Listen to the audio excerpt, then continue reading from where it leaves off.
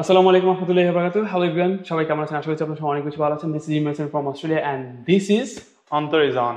অন্তর is on. Alright everyone, so আজকে এই ভিডিওতে মধ্যে আমরা কথা বলতে যাচ্ছি যে কিভাবে আপনি সিডনিতে একটা অ্যাকোমোডেশন ব্যবস্থা করবেন।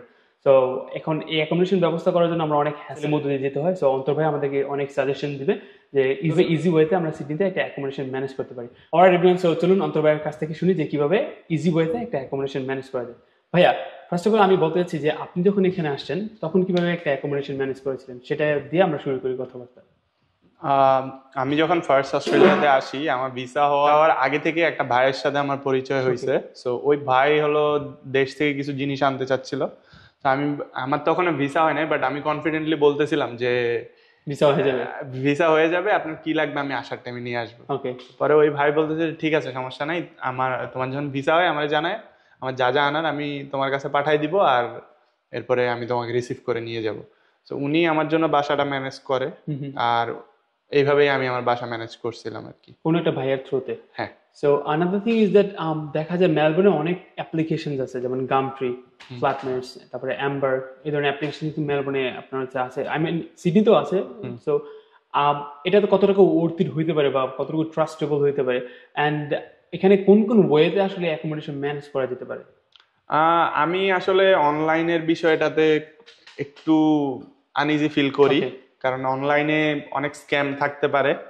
আপনি একজনকে টাকা দিয়ে দিলেন অ্যাডভান্স হিসাবে, হোক সেটা $100, $50, what hmm ever, hmm. But আপনি যদি তাকে ওইটা দেওয়ার পরে সে আপনার ফোন পিক না করে, আপনি কিছুই করতে পারবেন না।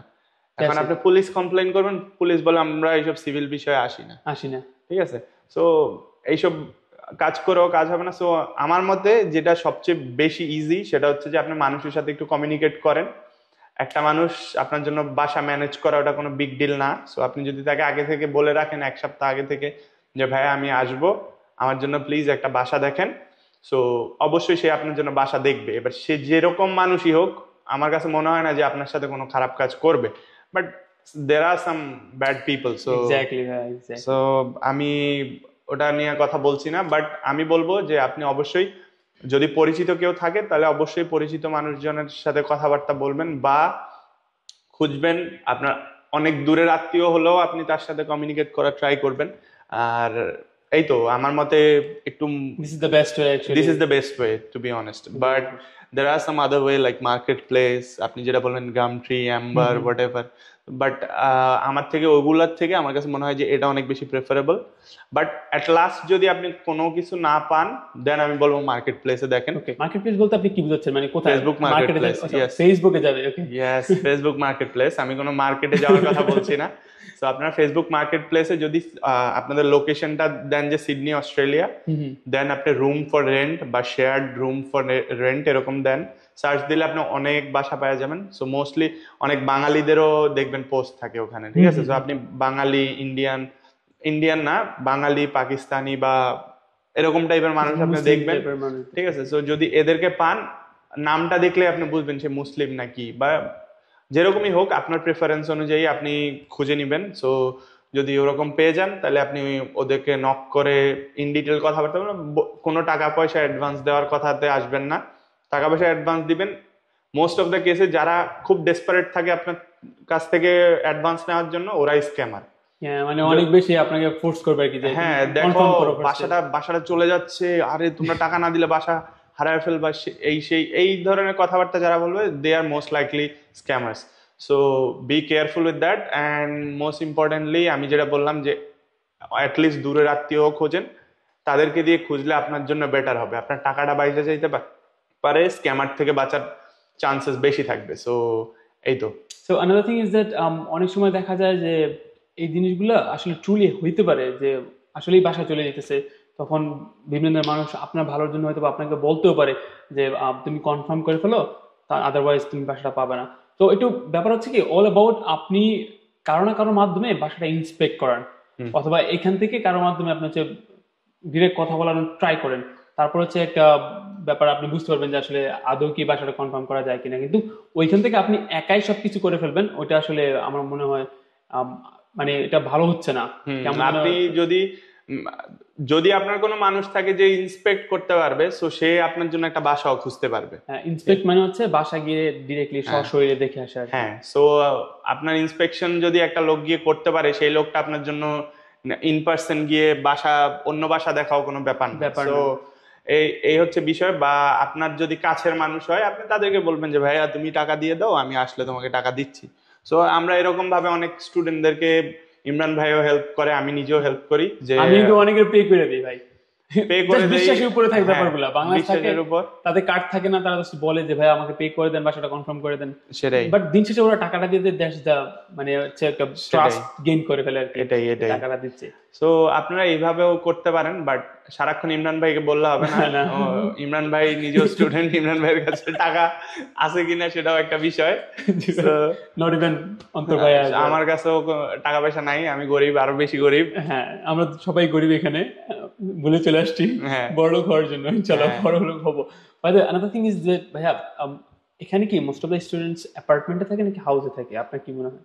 আমি সিডনিতে আমি যতদূর দেখলাম যে মোস্টলি হাউসে থাকে। হাউসটাই অনেকে প্রেফার করে।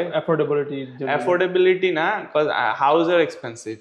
ওকে, house are more expensive than apartment, I know. So house, আমারটা যেরকম একটা হাউস, সো আমার এখানের ভাড়া আপনি কম্পেয়ার করলে অন্যান্য জায়গা থেকে অনেক বেশি।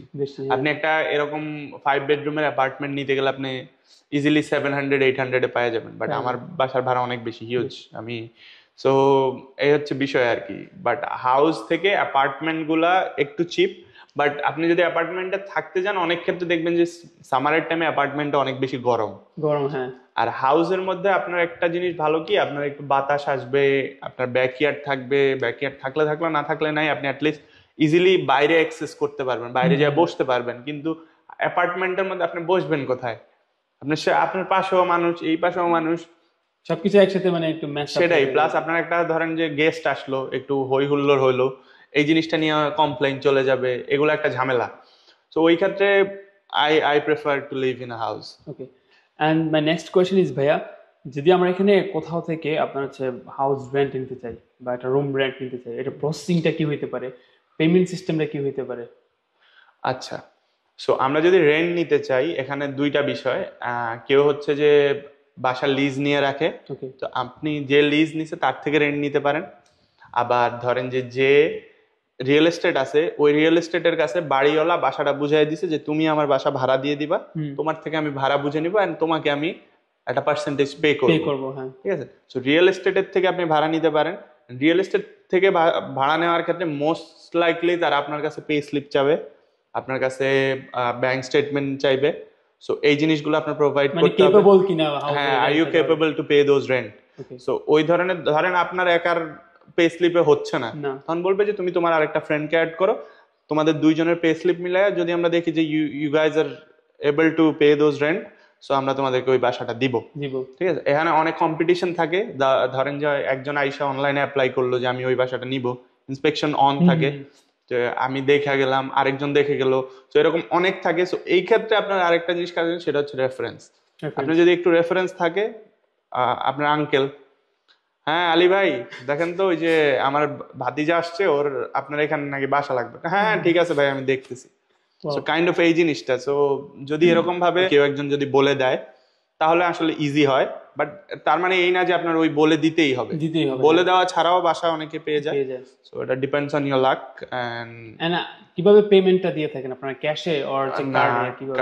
অবভিয়াসলি মানে ওই রিয়েল এস্টেটের ব্যাংক অ্যাকাউন্টে আমরা পে করি। সো যদি অনেকেই যদি ফোর্স করে যদি আমি ক্যাশে দিবা তখন কি? এখন ক্যাশে দেওয়ার ক্ষেত্রে এখানে আরেকটা বিষয় আছে। ধরেন অনেকে ক্যাশ নেয় হচ্ছে যে ট্যাক্স ফাঁকি দেওয়ার জন্য, ওকে, আর অনেকে ক্যাশ নেয় হচ্ছে যে সারচার্জের ভয়ে। ধরেন অনেক টাকা লেনদেন করতে গেলে অনেক সময় দেখা যায় যে আপনার কার্ডের অনেক টাকার লেনদেনের ফি নিয়ে নেয়, সারচার্জ নিয়ে নেয়। সো ওইসব জিনিসের ক্ষেত্রে অনেকে ক্যাশ প্রেফার করে। এখন আমরা বুঝবো কি করে সে ও কি আসলে কি জন্য ও ক্যাশ নিচ্ছে। তো ওই ক্ষেত্রে আমরা সবসময় একটা জিনিস বলবো যে লাগলে তুমি 10 টাকা রেন্ট বেশি নাও, বাট আমি ব্যাংকে দিব। তাহলে প্রুফটা থাকলো আমার কাছে, প্রুফটা থাকলো, প্লাস ধরেন যে আপনি কোনো বিপদে পড়বেন না। দিন শেষে আপনার একটা অডিট হলো, আপনাকে বললো যে তুমি কেন ক্যাশে পে করলা, আপনি বলবো ও আমারে বলছে ক্যাশে করতে, তুমি ক্যাশে কেন পে করলা, এটা তোমার ভুল। ঠিক আছে, ও তো বলবে, ও তো চাইবে। ছিল একটা মানে আপনার হচ্ছে $700 মাইনে দিতে চাইছিল, বাট ফরচুনেটলি আমি হচ্ছে ব্যাংকে পেমেন্ট করার কারণে আমাকে সবকিছু ছিল। তো এরকম হয় যে বন্ডটাকে মেরে দেয় প্রায় সব সময়, যখন আপনি চলে যাবেন আরো মানুষ যদি আপনি রিপ্লেসমেন্ট হিসেবে না নিতে চান, বন্ডটা দিস হ্যাপেন্ড টু মি।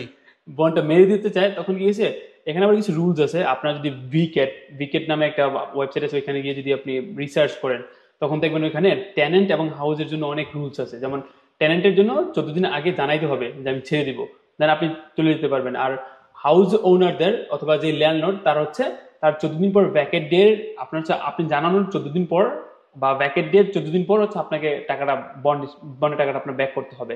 এগুলো হচ্ছে রুলস। যদি না দেয় তখন আপনি ভিকেটের একটা ফর্ম আছে যেটা টেনেন্টের জন্য, ওইটা আপনি ফিল আপ করে যদি ভিকেটে জমা দেন তাহলে ওর নামে অনেক বাজে কিছু হবে আর কি। পরে হয়তো ওর যে লাইসেন্স হাউস লিড করার ওইগুলো আপনার ক্যান্সেল হয়ে যেতে পারে। এটা ভিক্টোরিয়াতে হয়েছে আর কি। তো আমার সাথে এরকম হয়েছিল, পরবর্তীতে দেখলাম না উনি সাবমিট করার আগে আমার টাকাটা ব্যাক দিয়েছে $700 ছিল। তো আমি তো জানি যে রুলস এরকম হবে, তো আমার টেনশন করার লাভ নেই। ওইটাতে আমার একটা পাকিস্তানি ভাই অনেক বেশি হেল্প করছে আর কি, আলহামদুলিল্লাহ। Grateful to him as well. আমি দেখছি আপনার ওই ভিডিওটা, ওটাই আপনার ফার্স্ট ভিডিও, আমি ওটাই দেখছি ভাই। ওইটা আমি অনেক ডিপ্রেস ছিলাম ওই জিনিসটা নিয়ে, কারণ $700 কিন্তু কম না। অনেক। তো আবার হচ্ছে হঠাৎ করে নতুন বাসায় গেলে আবার ওইখানে বন্টন দেওয়া লাগতেছে এই আর কি। অ্যানাদার থিং ইজ দ্যাট ভাইয়া, যে এখানকার হাউসের যে কস্টটা সেটা কিরকম হয়ে থাকে, আপনি যদি একটা রুম শেয়ারে নেন কিংবা আপনি যদি একটা রুম একা নিতে চান তখন ওইটার কস্ট কিরকম পর্যায়ে যেতে পারে ম্যাক্সিমাম মিনিমাম? আসলে এটা এরিয়া টু এরিয়া ডিপেন্ড করে, বাট আমি যদি ইউজুয়াল এরিয়া যেগুলাতে বাঙালিরা থাকে ওইগুলা যদি কম্পারেটিভলি বলি, ধরেন যে আপনার 3 বেডরুমের একটা বাসা অ্যাটলিস্ট 600 থেকে 650 700 above মোর, মানে আরো বেশি হইতে পারে। অ্যাটলিস্ট 600 to 650 লাগবে 3 বেডরুমের একটা বাসা। সো আর যদি আপনি চিন্তা করেন যে 4 বেডরুম তাহলে 800। ওকে। ইভেন আপনি লেসও পাইতে পারেন, but that depends on your lakh. So আপনার 700 750 800 850 এরকমের মধ্যে আপনি 4 বেডরুমের বাসা পেয়ে যাবেন। আর আপনি যদি 5 বেডরুম বলে দেন আবার উইকলি বলে দেন, না হলে কিন্তু আমার মান্থলি মনে করেন। আচ্ছা আচ্ছা, না না, এটা হচ্ছে যে আপনার পুরা বাসার রেন্ট, ঠিক আছে? এটা উইকলি? হ্যাঁ, উইকলি পুরা বাসার রেন্ট। পুরা বাসায় যদি 8 জন থাকে বা 7 জন থাকে বা 5 জন থাকে, ওই 5 জনের ভাগে ওই 800 টাকা ভাগ করে তারপরে আপনারা রেন্ট দিবেন। সো এটা একজনের একার 800 উইকলি রেন্ট না। আর আরেকটা জিনিস হচ্ছে যে যদি আপনি 5 বেডরুমের বাসা নেন তাহলে অ্যাটলিস্ট 950 to 1000 প্লাস, ঠিক আছে? সো আমার বাসাটাও 5 বেডরুমের, 1000 প্লাস, মোর দেন। সো আরেকটা জিনিস, আমরা বাসা যখন ভাড়া নিব বা রুম যখন ভাড়া নিব কোন জিনিসগুলো মাথায় রাখবো? এটা কি ট্রেন স্টেশন নাকি বাস স্টেশন? এটা তো অবশ্যই আমাদের একটা কনসার্নের বিষয়। তো কোন জিনিসগুলো মাথায় রেখে, বা সুপার শপ আছে কিনা আশেপাশে, কোন জিনিসগুলো মাথায় রেখে আমরা হচ্ছে এই বাসাটা লিজ কিংবা ভাড়া নেওয়ার ট্রাই করবো? এখন এটা বিষয়টা হচ্ছে যে আপনি কোন জিনিসগুলো প্রেফার করেন, আপনার কোনগুলো জিনিসগুলো ইম্পর্টেন্ট। এখন ধরেন যে আপনার জব হলো বাসার থেকে হাইটা যাইতে 5 মিনিট লাগে, আপনার ক্লাস হলো আপনার ট্রেন স্টেশন থেকে ধরেন 20 মিনিট লাগে বা আধা ঘন্টা লাগে, আপনার প্রেফারেন্স কি থাকবে? আপনি কি চিন্তা করবেন যে ওখান থেকে আধা ঘন্টা দূরে আরেকটা জায়গায় শপ আছে, আমি কি ওখানে যাওয়ার চিন্তা করবো? না, আমার জাস্ট ট্রেন স্টেশনটা কটুক একটু হলেই চলে। Depends on your requirement. আপনার যদি রিকোয়ারমেন্ট হয় যে আমার অনেক দূরে গিয়ে কাজ করতে হবে, তো আপনার অবশ্যই ট্রেন স্টেশনটা কাছে হওয়া উচিত বা বাস কাছে হওয়া উচিত। অনেক জায়গায় ট্রেন থাকে না, বাসে যাইতে হয়। সো ওটা আপনার প্রেফারেন্সের উপর। আর যেটা হচ্ছে যে আপনার বাসার কাছে কোনো আছে কিনা, আপনার কি বলে সুপারমার্কেট উলিজ বা কোলস বা আলদি কোনো কিছু আছে কিনা। সো ওইগুলো হচ্ছে যে মোস্ট অফ দ্য সাবার্বেই একটা করে থাকে। মোস্ট সাবার্বে একটা করে উলিজ, কোলস, ঠিক আছে, আলদি এগুলা থাকে, প্রত্যেকটা সাবার্বেই থাকে। সো কিছু সাবার্বে থাকে না, সো ওটা নিয়ে আপনার ওয়ারিড হওয়ার কিছু নাই। আপনি যেই সাবার্বেই যান ওখানে থাকবে এগুলা, ঠিক আছে? আর যেটা হচ্ছে আপনার প্রেফারেন্সের ব্যাপারটা হচ্ছে আপনার জব আর আপনার ক্লাস মিলায়া আপনার জন্য যেটা ভালো হয় আর কি। সো আপনার যদি জব সিটিতে হয় তাহলে আপনি অবশ্যই চেষ্টা করবেন যাতে ট্রেন স্টেশনটা কাছে হয়। আপনার জবও যদি সিটিতে হয়, ক্লাসও যদি সিটিতে হয়, তাহলে আপনার অবশ্যই ট্রেন স্টেশন কাছে লাগবে। বাট আপনার যদি ধরেন যে খালি ক্লাসটাই দূরে যাইতে হয়, জব কাছে, তাহলে আপনার ট্রেন স্টেশনটা একটু দূরে হলেও সমস্যা নেই, আপনি একটু হাইটা গেলেন, কোনো সমস্যা নেই।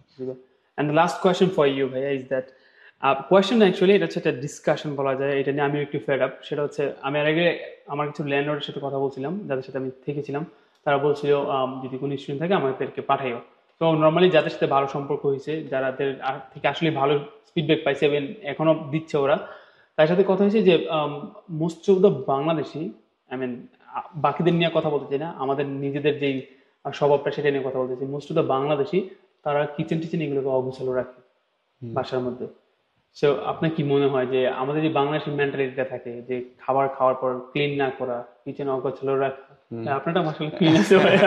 আমার বাসা ভাই অলওয়েজ টপ নচ হ্যাঁ ক্লিন এটাই তো, রাখি। এখন একটা বাসার মধ্যে কিন্তু শুধুমাত্র বাংলাদেশি থাকে না, এটা কিন্তু মাল্টিকালচারের মানুষ কিন্তু এখানে থাকে। তো সবার দিক বিবেচনা করে আমাদের কি করা উচিত আসলে বাংলাদেশি হিসেবে, আমাদের কিভাবে নিজেদেরকে গুছানো, এগুলো নিয়ে কনসার্ন হওয়া আদৌ উচিত Okay. কিনা? ওকে, সো আপনি একটু সাইডে যান, কিচেনটা দেখেন। এই যে আমার কিচেনটা হলো এই অবস্থা, আপনারা দেখলে মনে হবে না যে এই কিচেনে কখনো রান্না রান্না হয়, হয়েছে, হ্যাঁ। বাট প্রতিনিয়ত এখানে 2-3 বেলা করে রান্না হয়। সো স্টিল এই কিচেনটা ক্লিন থাকার একমাত্র কারণ হচ্ছে আমি বাসার মধ্যে রুলস করে দিছি। বাসা ক্লিনিং এর যে রুলস এর মধ্যে আছে যে কেউ যদি রান্না করে অবশ্যই 10 মিনিটস এর মধ্যে ক্লিন ক্লিন করতে হবে। Instant clean. কোনো ওই যে ফুয়েল পেপার, অ্যালুমিনিয়াম ফুয়েল কিছু দিয়া ঢাইকা রাখবে, এরপর প্রত্যেক সপ্তাহে ক্লিন করবে, ওইটা করলে হবে না। এই যে এই জায়গায় দাগ পড়ে যাবে, এই জায়গায় দাগ পড়ে যাবে, আপনার কিচেনের 12টা বাজে যাবে, ঠিক আছে? এরপর ল্যান্ডলর্ড আসবে, একদম লাথি মেরে বের করে দিবে। সো কিচেন একদম সাথে সাথে ক্লিন করতে হবে। কেমন না শুনতে তো কেমন লাগে, এই জায়গায় আমরা খাচ্ছি আবার এই জায়গায় হ্যাঁ। পরিষ্কার রাখতেছি, এই জিনিসটা এখন অনেকের আছে যে খাবারের মধ্যে পোকা উঠে গেছে, এরপরও মানে কি বলবো, এরকম আমি দেখছি মানুষ, ঠিক আছে?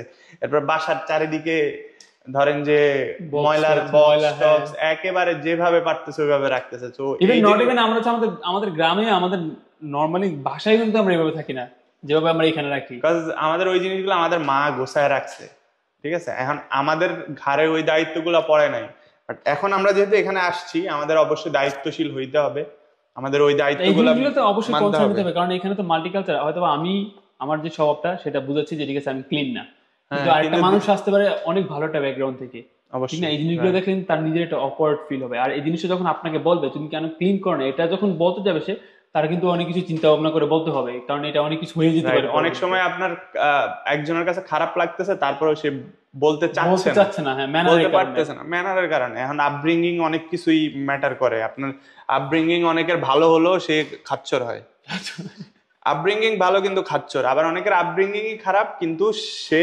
চলাফেরা খুবই ভালো, স্ট্যান্ডার্ড করতেছে।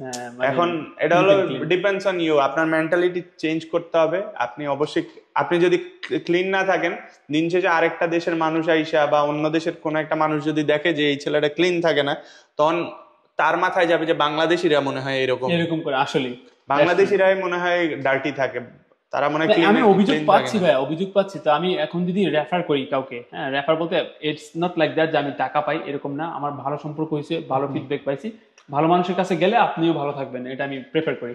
তো যখন ভাইয়াকে ফোন দিই, ভাই আরেকটা বাংলাদেশি আছে, তো আপনার এখানে বাসা আছে, ভাইয়া বাংলাদেশের সাথে আমার মানে ঢিল মিলিয়ে এগুলো আসলে খুব বাজে, তাদের আমার স্বভাব ভালো না, ওই দেখো কিচেন এটা নষ্ট করে দিচ্ছে, ওরাও এটা রিপেয়ার করার যে কস্ট ওটাও কিন্তু দিচ্ছে না।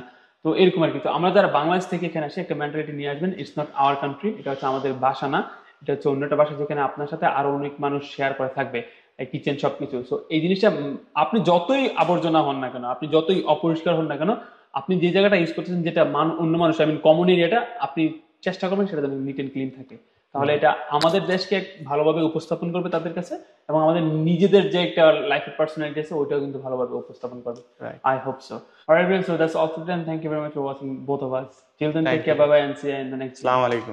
Assalamu alaikum.